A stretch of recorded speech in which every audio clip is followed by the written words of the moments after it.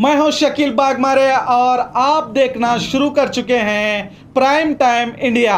भयानक बॉम्ब धमाकों से कांप उठी श्रीलंका की धरती।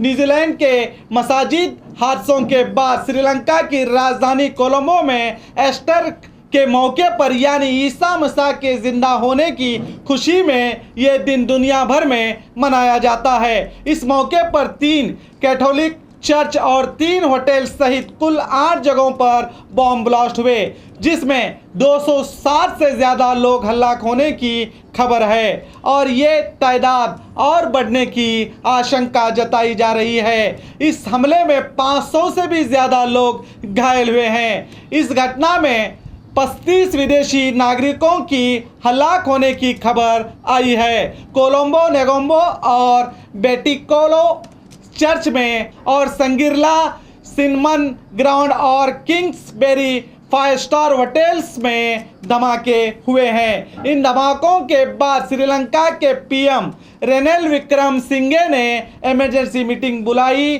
देश में मौजूद आतंकवादी गतिविधियों को कड़ी चेतावनी दी गई है और सोशल मीडिया पर पाबंदी लगाई गई है। अगले 12 घंटे तक कर्फ्यू जारी किए गए हैं और बताया ये भी जा रहा है कि 7 लोगों को हिरासत में भी लिया गया है।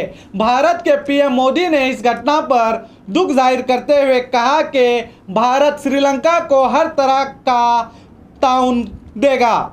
राष्ट्रपति कोविंद ने इसकी कड़ी निंदा की है और श्रीलंका में स्थित भारत के नागरिकों की सुरक्षा के लिए हेल्पलाइन जारी किए गए हैं। इन धमाकों से पता चलता है कि दुनिया में हर जगह दहशतगर्दी फैली हुई है जो इंसानियत को रुसवा कर रही है।